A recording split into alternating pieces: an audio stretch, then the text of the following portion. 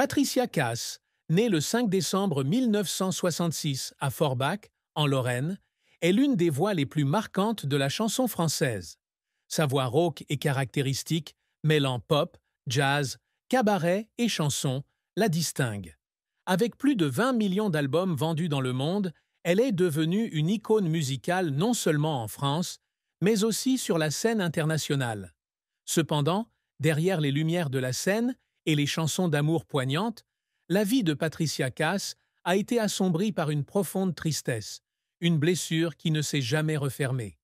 Le décès de sa mère, Madame Irmgard Cass, en 1989, des suites d'un cancer, alors qu'elle n'avait que 22 ans. Madame Irmgard était non seulement la mère de Patricia, mais aussi sa confidente, sa première admiratrice et sa plus grande source d'encouragement dans son parcours musical. Née dans une famille ouvrière de 7 enfants de la ville industrielle de Forbach, près de la frontière allemande, Patricia a grandi dans un environnement difficile, mais chaleureux. Sa mère, d'origine allemande et passionnée de musique, a très tôt décelé le talent de sa cadette. Dès l'âge de 8 ans, Patricia est encouragée par Madame Irmgard à se produire lors de manifestations locales, interprétant des chansons de Sylvie Vartan, Dalida ou Claude François. C'est elle qui nourrit ses grands rêves, l'emmenant à des concours de chant et à ses premiers concerts, malgré les ressources financières limitées de la famille. Lorsque Madame Irmgard décède après 3 ans de lutte contre le cancer, Patricia est à l'aube de sa carrière avec son premier album, Mademoiselle chante, 1988. Le décès de sa mère, alors que Patricia commence à connaître le succès, laisse un vide incommensurable. Dans de nombreuses interviews, Patricia confie avoir eu le sentiment d'avoir perdu une partie de son âme à la disparition de sa mère. Tout ce que je le faisais pour elle. Mais quand elle n'était pas là pour me voir, j'avais l'impression que mon succès n'avait aucun sens, confie-t-elle un jour, les larmes aux yeux.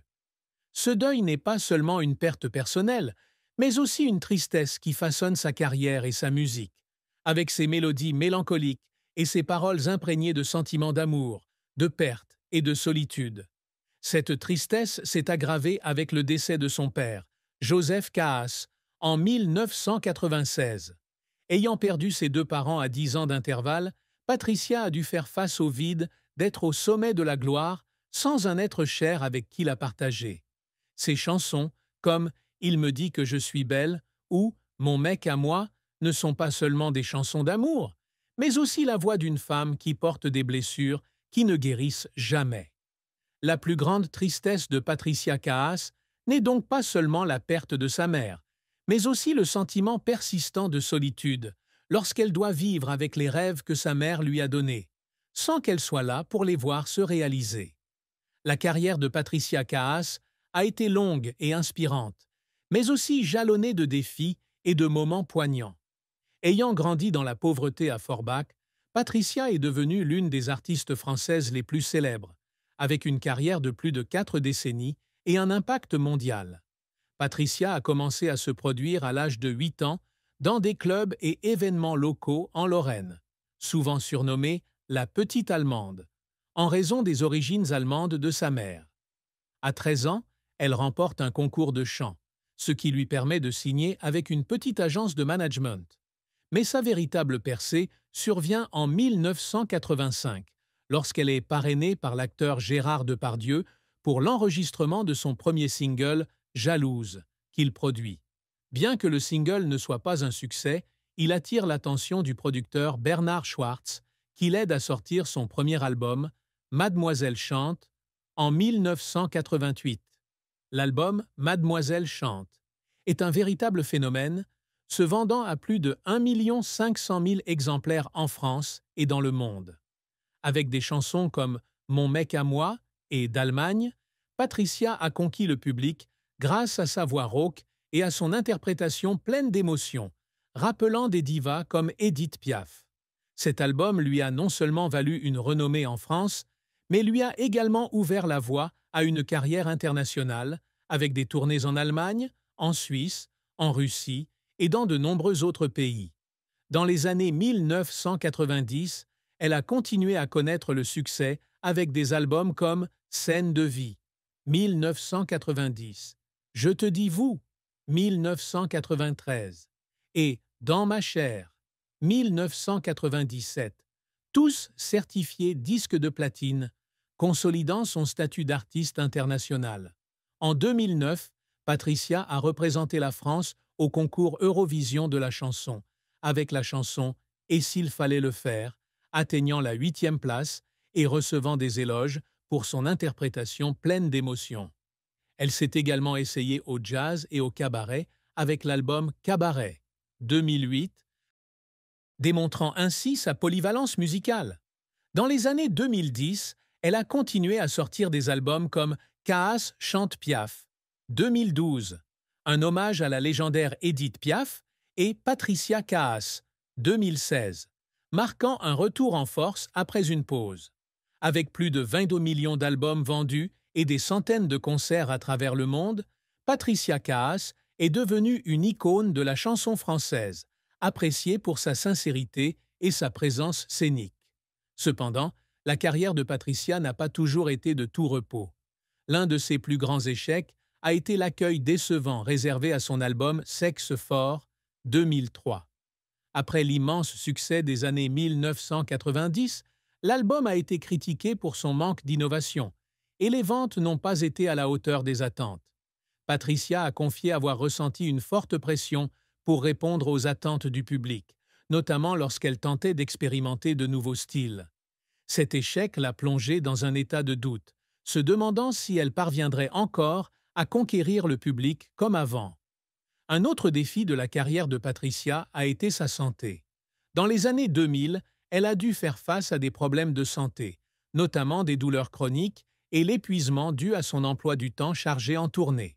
En 2009, lors d'un concert en Suisse, elle s'est effondrée sur scène, un incident qui l'a obligée à faire une pause pour récupérer.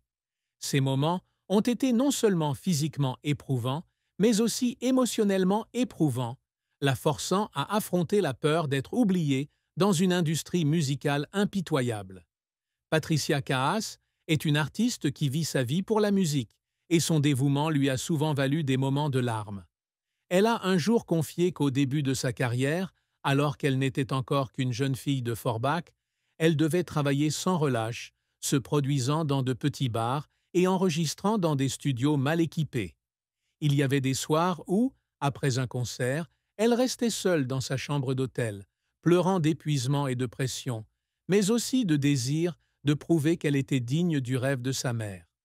Un moment qui a fait pleurer Patricia fut la fin de l'album Kaas chante Piaf. Ce projet était non seulement un défi artistique, mais aussi un voyage personnel, car elle a dû faire face à la pression d'être comparée à la légendaire Édith Piaf, qu'elle admirait depuis l'enfance. En préparant l'album, elle a étudié en profondeur la vie et la musique de Piaf, et a parfois été submergée par l'émotion.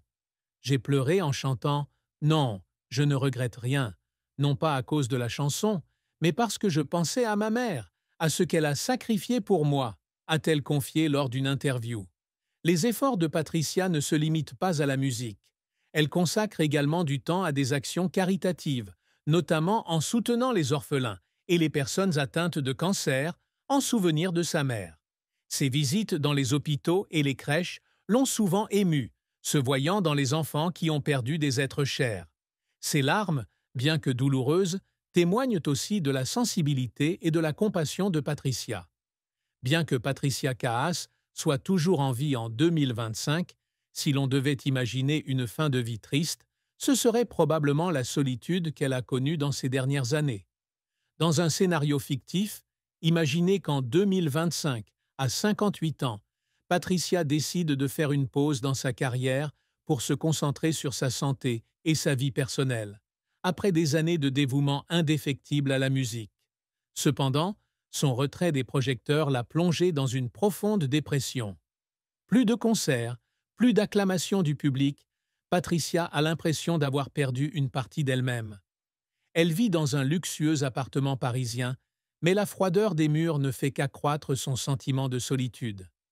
Pendant ces derniers jours, Patricia consacre du temps à l'écriture de ses mémoires, un projet qu'elle chérit depuis longtemps, mais qu'elle n'a jamais achevé. Dans ses écrits, elle raconte son parcours de Forbach aux plus grandes scènes du monde, mais n'hésite pas non plus à partager ses souffrances secrètes, de la perte de ses parents à ses amours insatisfaites. Cependant, elle découvre qu'elle souffre d'une grave maladie, probablement un cancer, comme sa mère bien des années auparavant. Patricia choisit d'affronter la maladie en silence, sans en parler au public, pour ne pas inquiéter ses fans.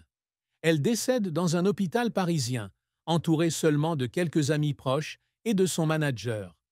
La mort de Patricia, dans ce décor fictif, est une fin triste, car elle survient dans la solitude, malgré sa vie brillante et son dévouement à l'art. Des fans du monde entier lui ont rendu hommage, ont chanté ses chansons, mais personne n'a pu combler le vide qu'elle a laissé derrière elle. Cette fin n'était pas seulement celle d'une artiste, mais aussi celle d'un voyage émotionnel, où Patricia a, comme